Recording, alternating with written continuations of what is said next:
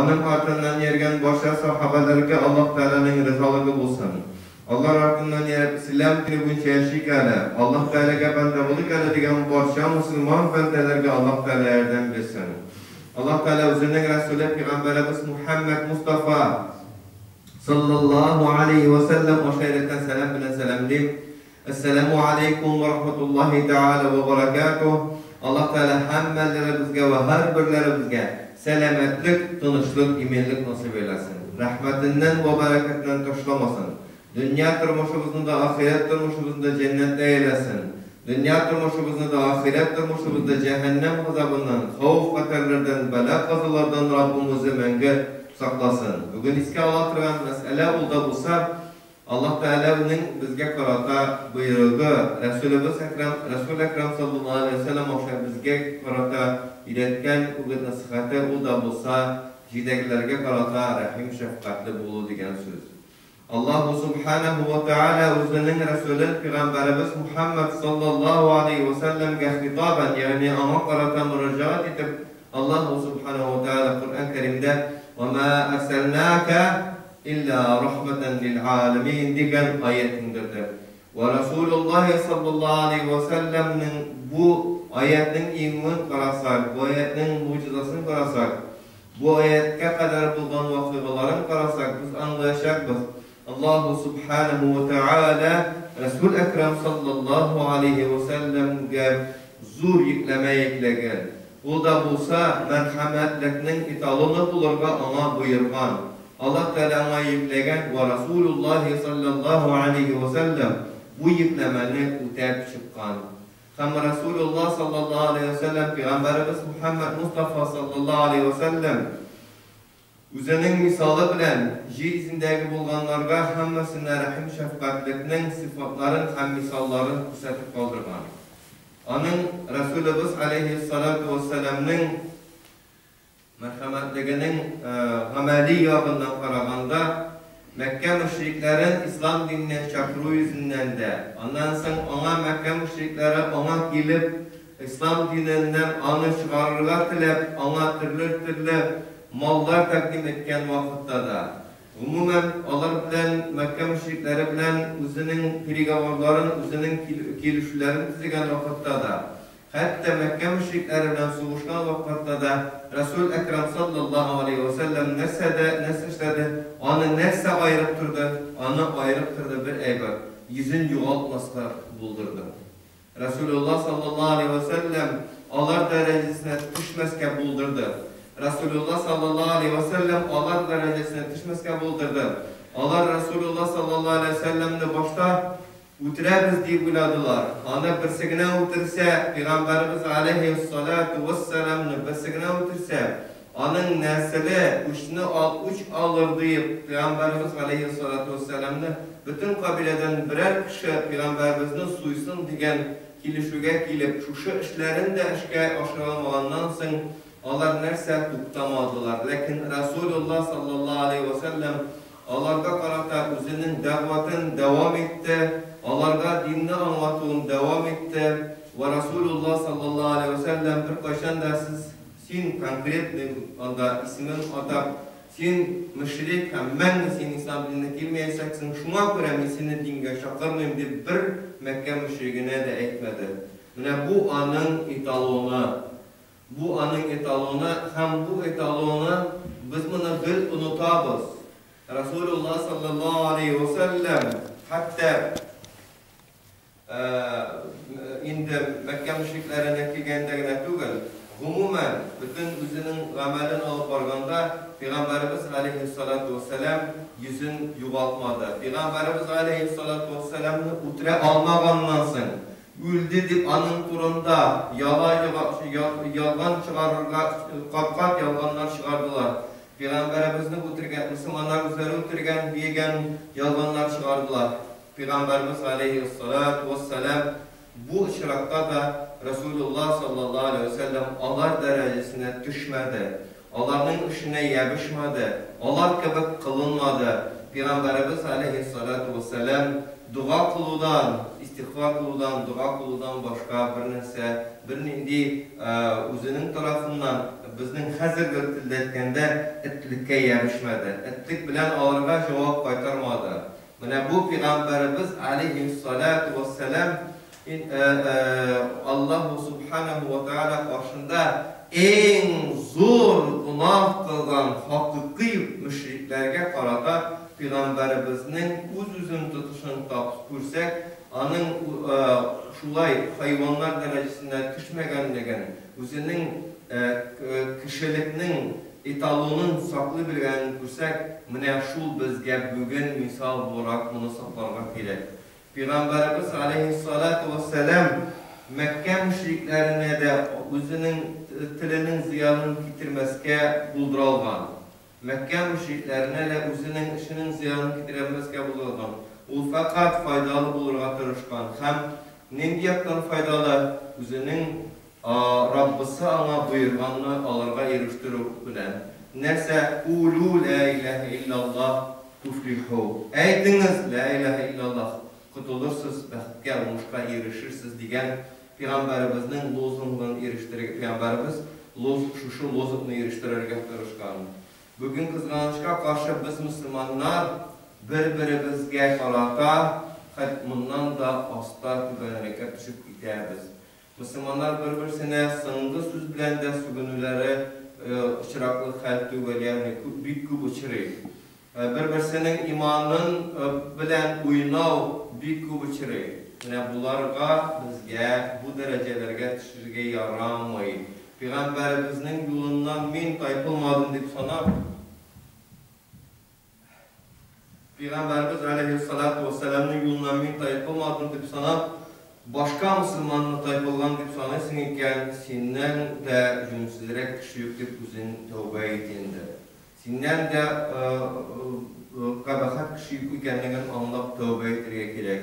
Ne desen Peygamberimiz aleyhissalatu vesselam bir kimnin de cehennemge erişuun tilemedi.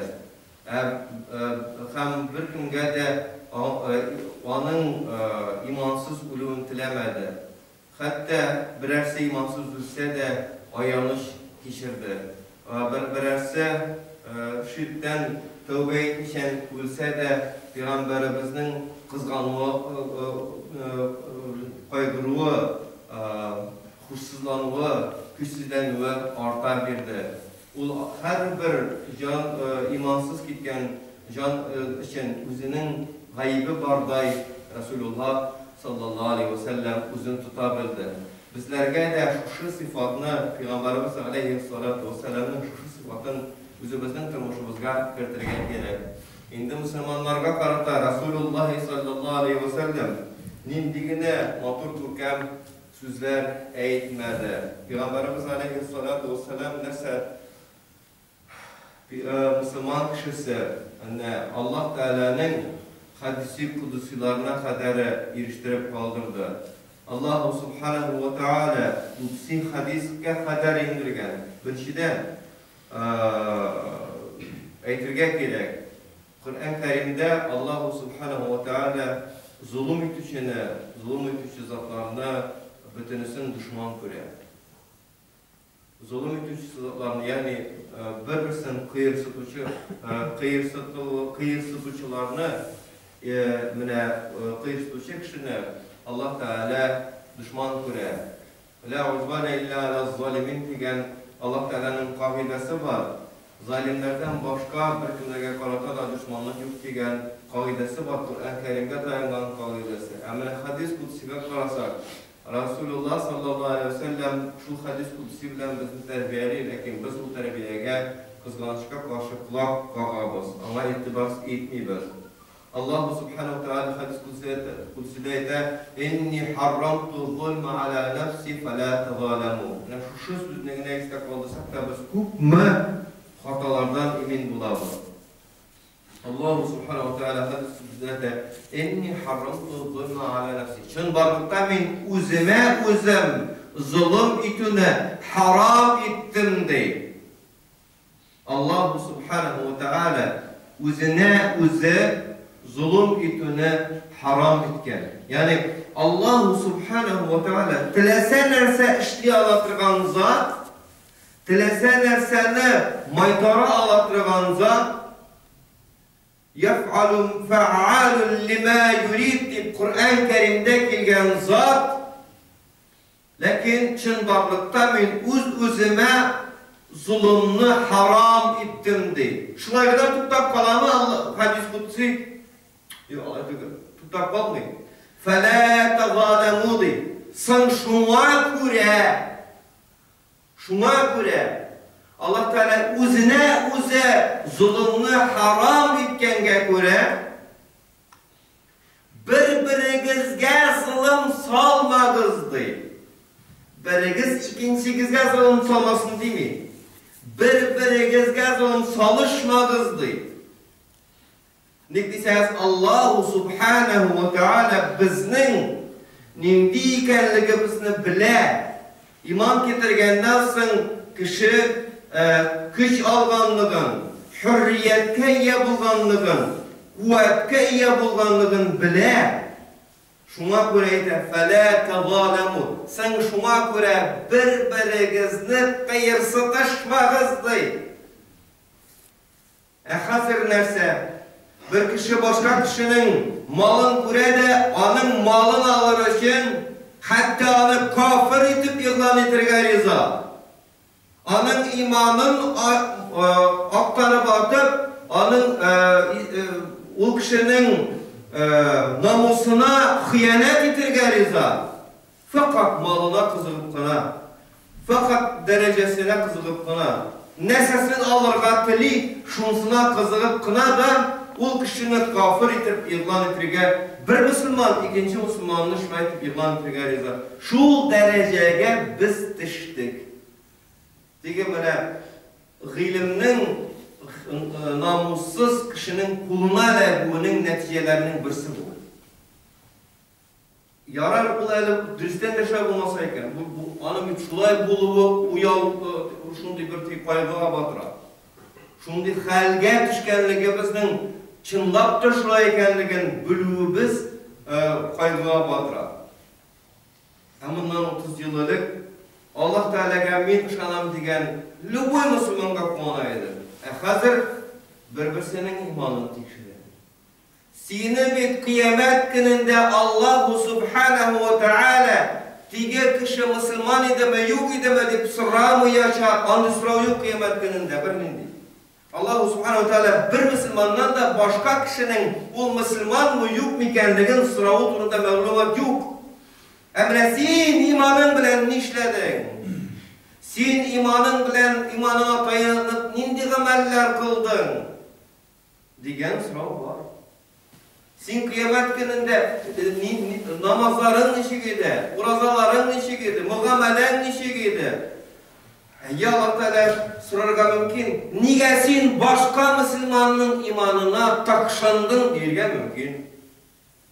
Mana şu bulurga mümkün. Şuna göre bizge Müslüman kişilerine bir-birimizni qiyrsitishdan bik saq bulurga gerek.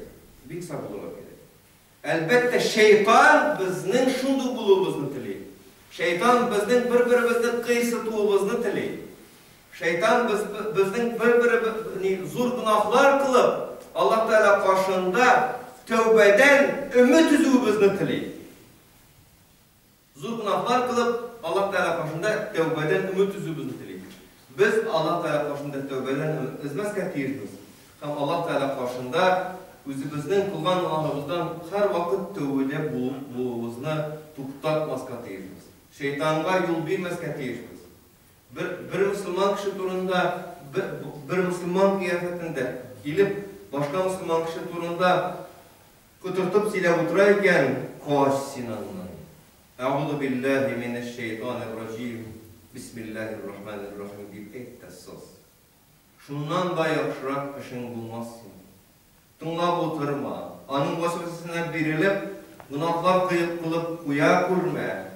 Kıyamet gününde o Müslüman karşına getirip asırgandan soň o Müslüman biristen de Müslüman bulup çıksa, Allah Teala karşında iman ehli bulup çıksa, cennet ehli bulup çıksa, sen ona nerse dep aytırсың? Ey men seni kafir dep soragan edim dep aytırсың mı?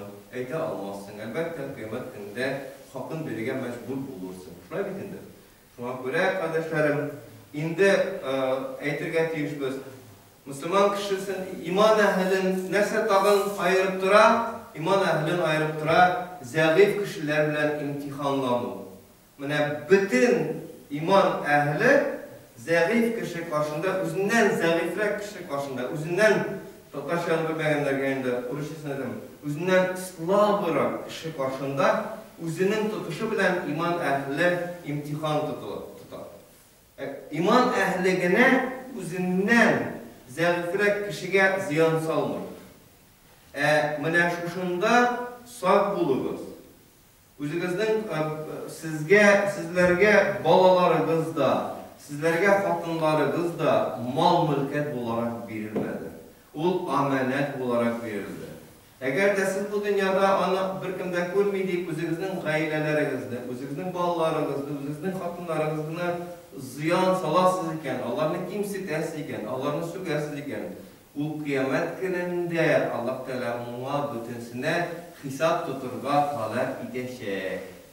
Resulümüz aleyhissalatu vesselam olay üzüm tutmadı. Kaybırlar var, Müslümanlar arasında ergende, başka Müslümanlardan misvak bilen kişi taktığını talep edip verirler. Özü gayrilerinde varlar. Olay bulmazsa diyor. Özümüzün şahsi turmuşumuzni qarorga gerek.